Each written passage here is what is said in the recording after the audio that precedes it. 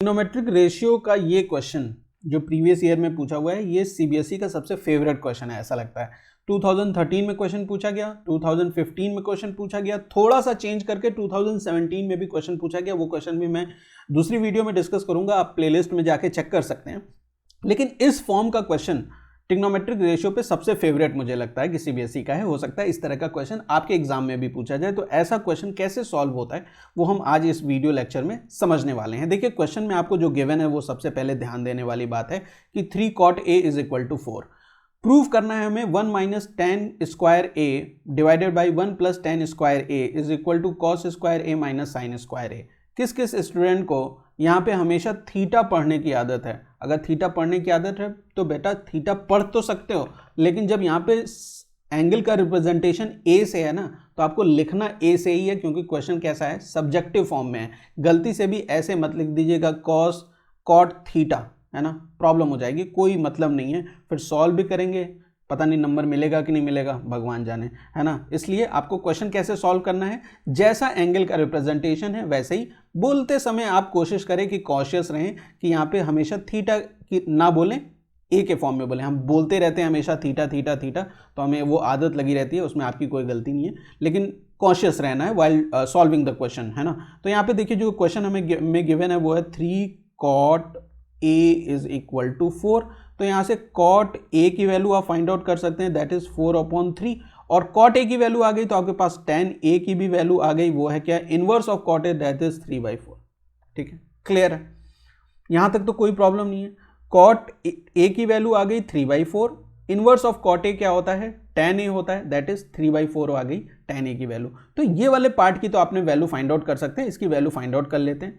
देखिए यहाँ पे क्या गिवन है, 1 माइनस टेन स्क्वायर ए, ये आपका क्या है भाई, ये LHS है या नहीं है, RHS है, ये LHS है, LHS है, और ये आपका क्या है, RHS है ना। ये लेफ्ट हैंड साइड है, ये राइट हैंड साइड है। तो लेफ्ट हैंड साइड वाली का जो अगर वैल्यू मैं फाइंड आउट करूँ, मैं LHS को पहले लिख रहा हूँ, LHS को, और इसकी वैल्यू फाइंड आउट करूँ तो 1 minus tan square A divided by 1 plus tan square A, है ना। ए tan a की वैल्यू 3/4 है, तो tan स्क्वायर की वैल्यू 3/4 का स्क्वायर हो जाएगी। सिंपल है, आप यहाँ पे वैल्यू पुट कर दीजिए 1 माइनस 3/4 का स्क्वायर, और यहाँ पे भी क्या हो जाएगा 1, सॉरी यहाँ पे मैंने माइनस लिखा, प्लस है, यहाँ पे प्लस 3/4 का स्क्वायर। क्लियर। अच्छा, क्या होता है 3/4 का स्क्वायर, 9/16, तो 1 माइनस 9/16 हो जाएगा, और ये क्या हो जाएगा 1 प्लस 9/16 हो जाएगा। क्लियर है, कोई दिक्कत नहीं। अच्छा, न्यूमरेटर में एलसीएम क्या आएगा, 16 आएगा, और यहाँ पे 16 माइनस 9 हो जाएगा। यहाँ डिनोमिनेटर में भी एलसीएम 16 आएगा, यहाँ पे क्या हो जाएगा 16 प्लस 9 हो जाएगा। तो ये क्या हो गया, 16 माइनस 9, क्या वैल्यू निकल के आएगी, 16 minus 9, that will be equal to 7/16, है ना। डिनोमिनेटर में क्या हो जाएगा 25/16, मैंने यहाँ पे लिख लिया इसे 16/25 के फॉर्म में। कोई गलती की क्या, कोई गलती की क्या, इसको यहाँ पे मल्टीप्लिकेशन के फॉर्म में लिखने से कोई गलती नहीं की। फ्रैक्शन में जब हमारे पास डिवीजन होता है तो हम उसे इसी तरीके से इन्वर्स करके मल्टीप्लाई कर लेते हैं। यहाँ से 16 और 16 कैंसिल हो गया, इसकी वैल्यू 7/25 आपकी आ गई। इसकी वैल्यू क्या है, 7/25 है। क्लियर है, बात समझ में आ गई। अच्छा, अब हमारे पास बचा हुआ है RHS, है ना। RHS में कॉस थीटा है, मतलब कॉस ए है, कॉस स्क्वायर ए और साइन स्क्वायर ए। देखिए मैंने भी थीटा बोला ना, है ना, बोलना है लेकिन लिखना नहीं है। कॉस स्क्वायर ए है और ये साइन स्क्वायर ए है ना। तो हमें क्या पता होना चाहिए, कॉस और साइन की वैल्यू पता होनी चाहिए, है ना।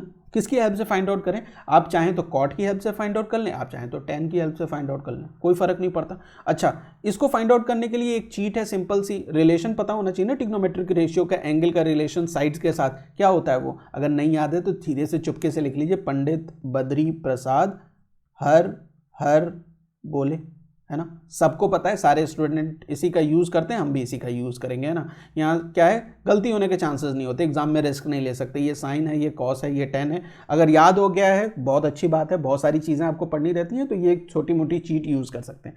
अच्छा, टेन क्या होता है, ये होता है परपेंडिकुलर अपॉन बेस। ये क्या है, परपेंडिकुलर अपॉन बेस है ना। मतलब P की वैल्यू आपको पता है कि वो 3K के बराबर है, और B की वैल्यू आपको पता है कि वो 4K के बराबर है। अब अगर आपको हाइपोटेनियस की और वैल्यू पता चल जाए तो आप यहाँ से साइन कॉस सारी चीज़ें फाइंड आउट कर सकते हैं, है ना। तो हाइपोटेनियस कैसे फाइंड आउट करेंगे, एक राइट एंगल ट्राइंगल में हाइपोटेनियस फाइंड आउट करना है तो आप पाइथागोरस का यूज़ करिए। पाइथागोरस कैसे यूज़ करते हैं भाई, पाइथागोरस में जो हाइपोटेनियस का स्क्वायर होता है that is equal to perpendicular का स्क्वायर प्लस बेस का स्क्वायर, इतना ही तो सिंपल है ना। सबको याद है पाइथागोरस थ्योरम, है ना। सबसे बड़ी वाली साइड जो होगी वो हाइपोटेनियस होती है, उसका स्क्वायर करिए और परपेंडिकुलर और साइड के स्क्वायर को सम कर लीजिए, वही पाइथागोरस है। यहाँ पे एच स्क्वायर की वैल्यू फाइंड आउट करनी है, हमें बेसिकली हाइपोटेनियस की वैल्यू फाइंड आउट करनी है, तो एच स्क्वायर मैंने इधर लिया हुआ है। परपेंडिकुलर का स्क्वायर मतलब 3k का स्क्वायर कितना हो जाएगा 9k square, plus B square मतलब 4k का स्क्वायर, ये हो जाएगा 16k स्क्वायर। यहाँ पे ये 25k स्क्वायर हो गया, तो h will be equal to what 5k, है ना। आपने परपेंडिकुलर की वैल्यू पता थी, बेस की वैल्यू पता थी, आपने क्या फाइंड आउट कर ली, यहाँ पे हाइपोटेनियस की भी वैल्यू पता कर ली, वो है 5k। ठीक, अच्छा अब साइन थीटा की वैल्यू क्या होगी, what will be the value for sine theta. तो साइन थीटा नहीं, साइन ए, है ना। देखिए मैंने भी बोला ना, हमें आदत होती है बोलने की लेकिन लिखना नहीं है यहाँ पे, है ना। साइन ए क्या हो जाएगा, that will B perpendicular upon hypotenuse, है ना। परपेंडिकुलर अपॉन हाइपोटेनियस मतलब 3k परपेंडिकुलर है और हाइपोटेनियस कितना है 5k के बराबर है, तो ये k कैंसिल हो जाएगा तो 3/5 हो गया। इसी तरीके से साइन कॉस ए की वैल्यू अगर आप फाइंड आउट करें तो वो क्या होता है base upon hypotenuse, base upon hypotenuse. Base क्या है, बेस हमारा 4k है, 4k, और हाइपोटेनियस अभी फाइंड आउट किया 5k, तो that is equal to what, किसके बराबर हो जाएगा ये हो जाएगा 4/5 के बराबर।